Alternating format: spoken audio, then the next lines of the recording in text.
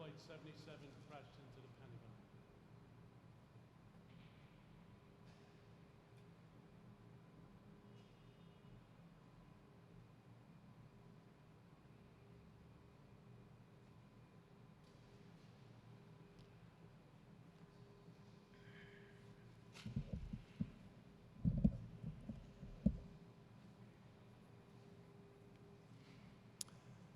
Good morning, and welcome to ATF's commemoration of the 20th anniversary of September 11th.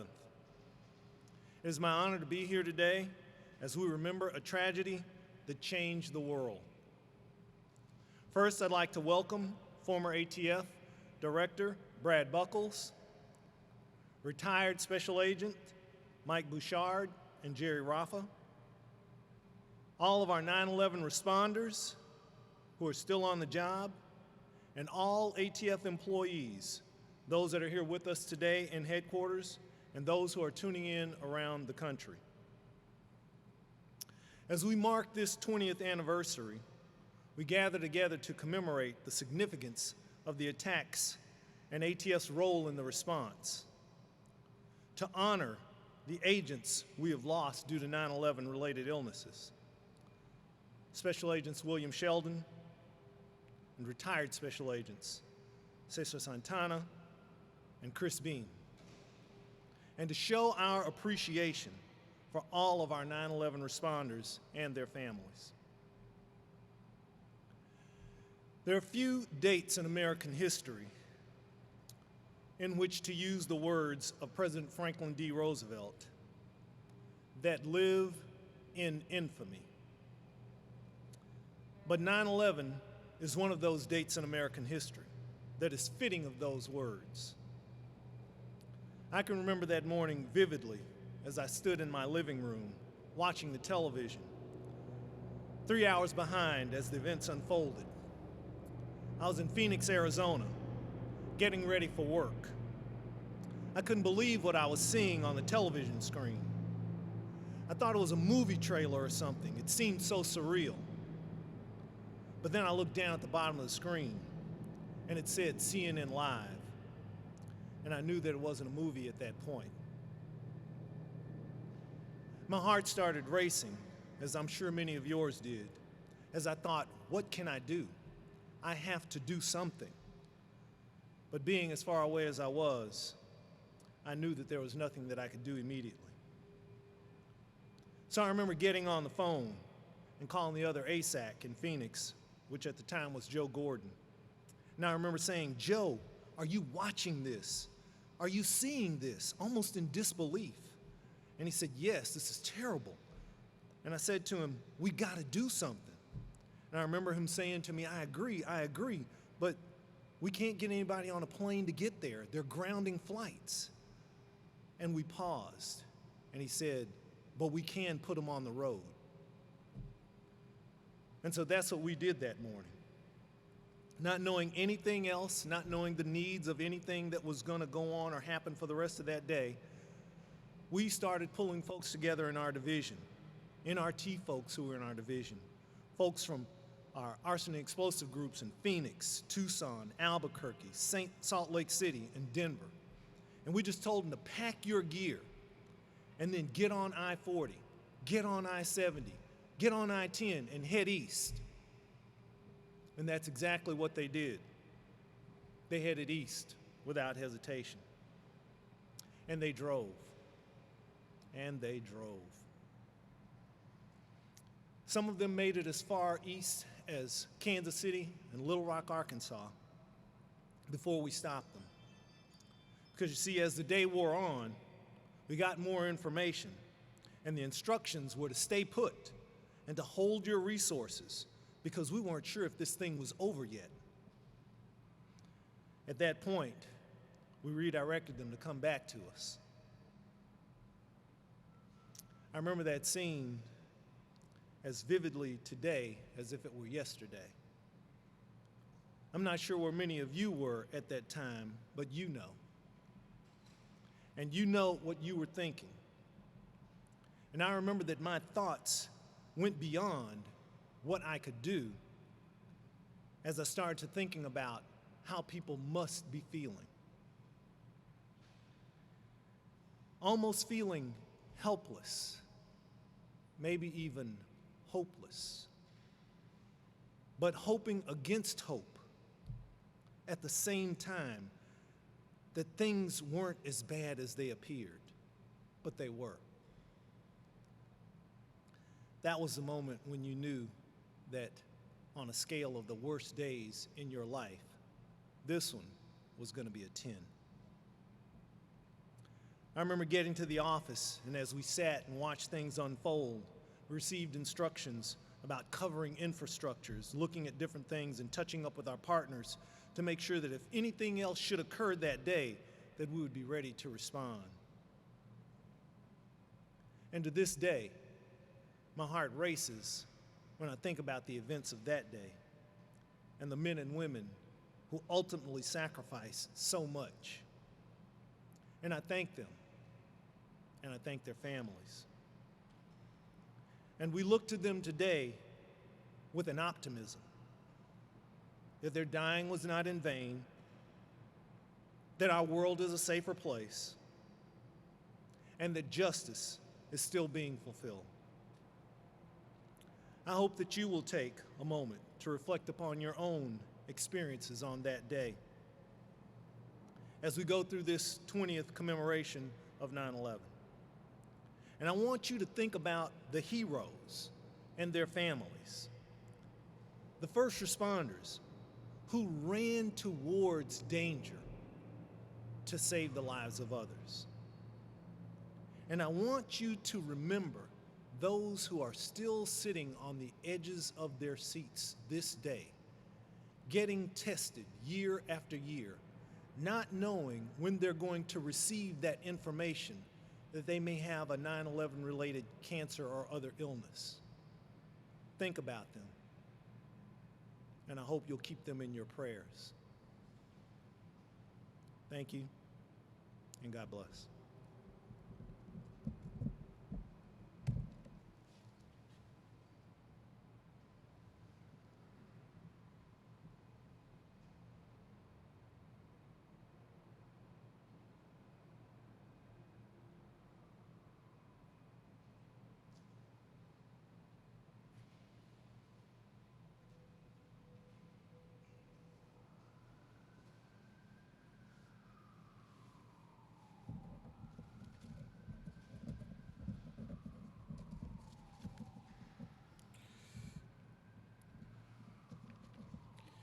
Good morning. I'm Deputy Assistant Director of Human Resources and Professional Development, Pete Friselli, and it's a privilege to be here today. The sound of the bell you heard moments ago marks the third time this morning one of our own first responders has rung the bell in real time. At 8:46, Assistant Special Agent in Charge Jason Zamaloff and Special Agent Howie Stern marked the moment United Flight 175 crashed into the South Tower at the World Trade Center in New York City. At 9:03, Special Agents Rosa Danini and Kristen Becci marked the moment when American Airlines Flight 11 crashed into the North Tower at the World Trade Center in New York City. Retired Special Agent Mike Bouchard just marked the moment American Airlines Flight 77 crashed into the Pentagon at 9:37 a.m. And Special Agent Matt Regenton will mark the moment when United Flight 93 crashed into the field in Shanksville, Pennsylvania at 10:03 a.m. Anyone old enough to remember the attacks on September 11th, 2001 remembers exactly where they were, who they were with, and what they were doing on that day. With those memories comes tremendous responsibility to share what happened with a generation of American youth not yet born on the attacks, to say the names of those that perished on that day, to recount the timeline of events, and to recognize the sacrifices and services of responders to ensure that as a nation, we never forget. By 8:30 a.m. on a beautiful fall day in New York City, the World Trade Center was already bustling with activity, without a hint that 3 of 4 planes with terrorists on board were already in the sky, had already been hijacked, and that diligent flight attendants on American Airlines Flight 11 had already notified friends and airline personnel on the ground about what was happening. By 8:42, the 4th plane took off from Newark International Airport right across the river in New Jersey. At 8:46, 5 hijackers intentionally crashed Flight 11 into the North Tower of the World Trade Center. All 11 crew members, 76 passengers, and hundreds inside the building were instantly killed. And all 3 emergency stairwells were cut off, trapping hundreds of people above the 91st floor. ATF immediately responded to the crash, and under the leadership of Special Agent in Charge Edgar Domenech, employees were evacuated from 6 World Trade Center, our headquarters in New York, and ATF groups from Red Hook, New York, and New Jersey began to set up a command post in our Red Hook offices in Brooklyn. At 8:50 in the morning, President Bush was informed about the plane crash while he was visiting an elementary school in Sarasota, Florida, believed at the time to be a tragic accident. As ATF worked in conjunction with the New York City Fire Department, the Port Authority Police, and the New York City Police Department and rescue and evacuation efforts at the North Tower, chaos ensued in the streets. People were running for cover. People were falling. People were jumping to their deaths from the North Tower. At 8:55 in the morning, still operating under the assumption that the plane crash was a terrible accident, the Port Authority canceled the ongoing evacuation of the South Tower, declaring the building to be secured. At 9:03 in the morning, 5 hijackers intentionally crashed United Flight 175 into the South Tower of the World Trade Center, and at that time, all 9 crew members, 51 passengers, and an unknown number of people inside the building were instantly killed. Many became trapped above the 85th floor because of the extensive damage that was caused to the building, and it also disabled the elevator cables and closed off 2 of the 3 stairwells. Within minutes of the second plane crash, Mayor Rudolph Giuliani arrived at the New York City Police Department's command post. And while the public was still reeling, national and local news affiliates were already reporting on the first crash and interviewing witnesses on live television when that second aircraft crashed into the South Tower. Immediately, reporters and anchors began to speculate whether the planes were deliberately crashed into the building. Local Fox News channel announced on the air that this seems to be a terrorist attack. Charles Gibson of ABC News said there seems to be a concerted effort underway to attack the World Trade Center, and Fox News Channel John Scott even mentioned the name of Osama bin Laden as a suspect. At 9:03 in the morning, President Bush was informed about the second plane crash and was told America is under attack by his Chief of Staff, Andrew Card. Just after 9:30 in the morning, President Bush departed the elementary school in Florida to return to Washington, D.C. At 9:37 in the morning, 5 hijackers intentionally crashed American Airlines Flight 77 into the west side of the Pentagon. All 53 passengers on board and 6 members were instantly killed. The crash and ensuing fire killed another 125 members of our military and civilian personnel on the ground. Although close to 200 perished, countless lives were saved in the Pentagon because many of the offices in the impacted area were still vacant due to renovations. Mike Bouchard and a team of 35 ATF responders deployed immediately to the Pentagon. Locally, Arlington Hospital immediately prepared for the transport of mass casualties to its emergency room, only to be left without patients due to the near 100% fatalities of all those affected in the area of the Pentagon. By this time, emergency operation organizations around the country at all levels and for all platforms were engaged in full crisis procedures. At 9:42 in the morning, the Federal Aviation Administration grounded all flights in the United States airspace and prohibited all flight departures in our country. Overseas flights scheduled to depart to the United States were also halted, and then those flights were diverted to Canada and Mexico.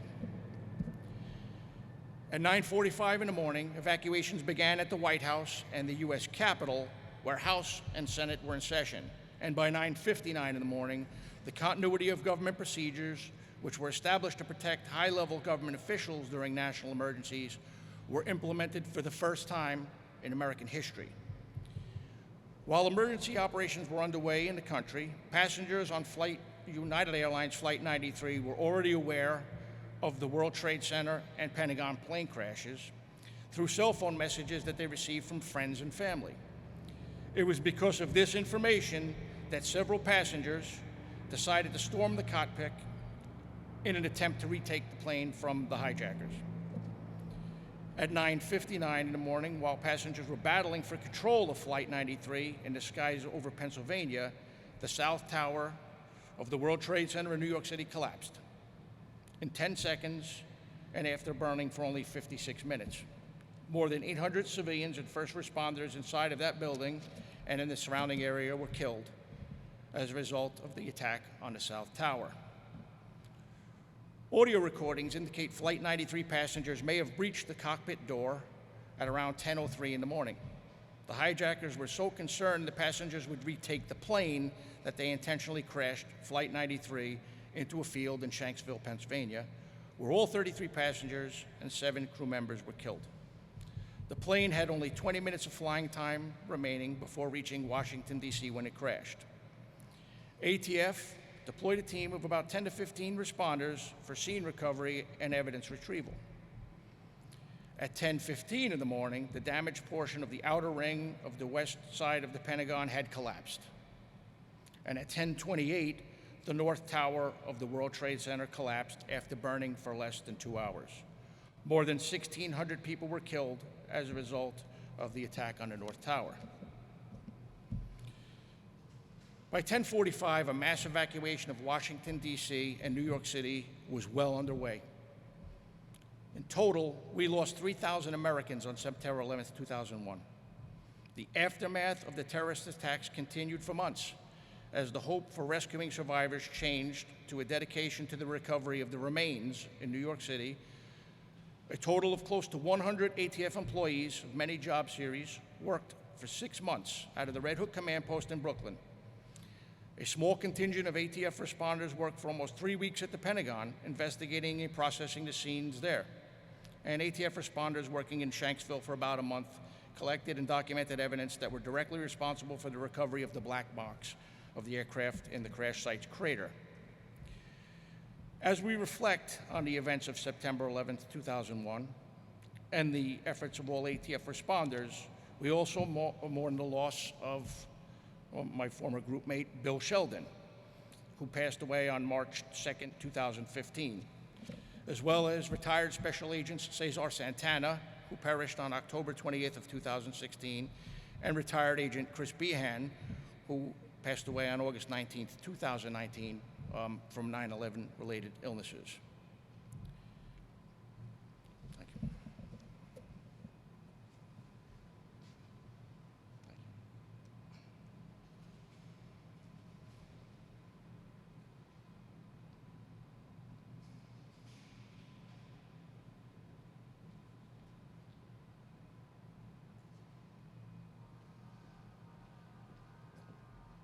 Ladies and gentlemen, we're inviting Jerry Raffa to come up and talk to you a little bit about the World Trade Center Health Program before the 10:03 bell.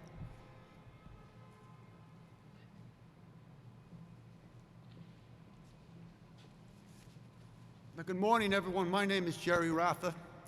I was Group Supervisor of New York Group 3, the Arson Explosive Squad in New York. I just want to let you know that that morning, after the first crash, I knew it was terrorism. I notified people of that. I was told it wasn't, and when the second plane hit, they asked me how I knew. I had been Group Supervisor for 10 years of the Arson Explosive Squad. I was in touch with the FBI. We knew something was coming. We just didn't know when and where. But the real reason I'm here today is because of the aftermath of people getting sick with World Trade Center diseases. I was working with Billy Sheldon before he died, helping him with the World Trade Center Health Program and the VCF. He wrote a letter to his wife, told her to open it up if and when he died. He did die. She opened it up, and the first thing that he told her to do was to call me. She did, and at that time, I made it my business to, in fact, make sure that everybody who was at one of these 3 locations with ATF got the proper message of joining the World Trade Center Health Program and joining the VCF. I came down here on my own.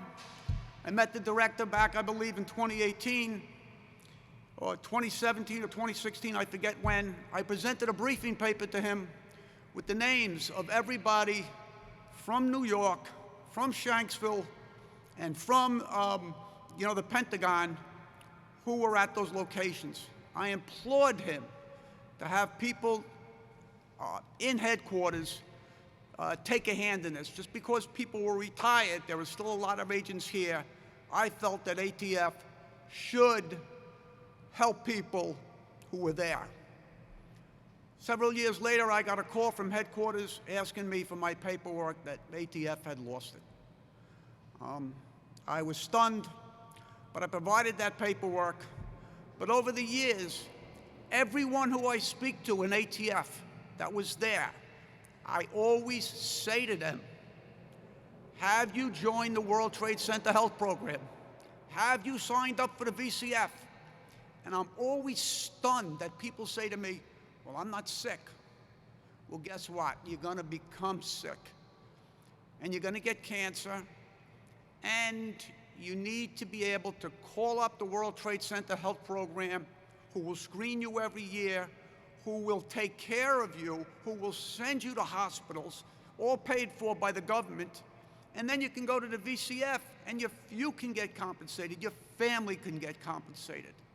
I still get calls. In the middle of the night, the phone will ring, and somebody will say, hey, Jerry, do you remember me? And right off the bat, I know they're sick. And I say, sit down, get a pencil and paper, I'm going to walk you through it. I don't feel that that's my job, but I do it. My wife always tells me headquarters should be doing it. My wife was an agent. She was there on 9/11. She worked for 35 days on the pit. I worry that she's going to get sick. I'm already sick. In my squad, 2 of the 3 agents that died, Billy Sheldon and Chris Behan, were both in my squad. Out of 13 or 14 people in my squad, I would say 90% have cancer. So it's coming. And if you don't think it's coming, you're foolish. You'll be calling me someday. You'll be saying, Jerry, walk me through what I got to do. So I would hopefully hope that people in headquarters would relook at this, because this is not going to stop. Everyone who's there is sooner or later going to get sick. Whether you know it or not, 3,000 people died on 9/11. So far, there's been 7,000 people who have died of 9/11 related cancer. And it just goes up every year. You see it in the New York papers all the time. Funeral here, funeral there. And it's going to happen. And it's going to happen to the people down in Washington. It's going to happen to the people in Shanksville. So I still will help anybody at any time. You can always call me. I'll give you my personal cell, 631-338-3660. You can call me. If my wife answers the phone, tell her who you are. She'll get immediately hold of me, because she understands, and I'll get back to you, and I'll walk you through the process. And I hope that everyone stays safe. Sign up, please. I beg people. I yell at people. I was at a party. I yelled at Danny Coomer. He was sitting there with 2 sacks. He was a big boss down here. I came up. I was yelling at him in front of these 2 ASACs. They didn't know who I was. I said, God damn it, Danny, you got to join. So he had his head down. Big wig hair, but I said, Danny, you got to join. He said, Jerry, I'll join. I don't know if he's joined or not. So I just wanted to let you know that. Thank you.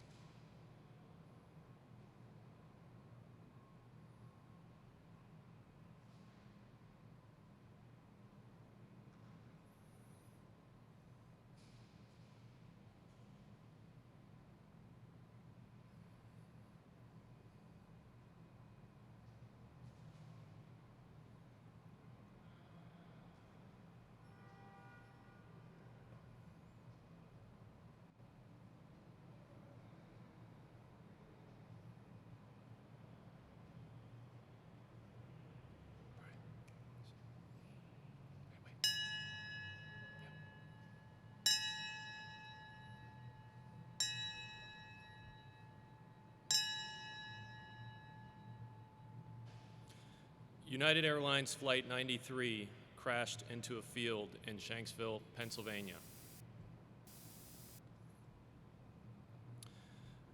Ladies and gentlemen, please move outside to the courtyard for the conclusion of our commemoration.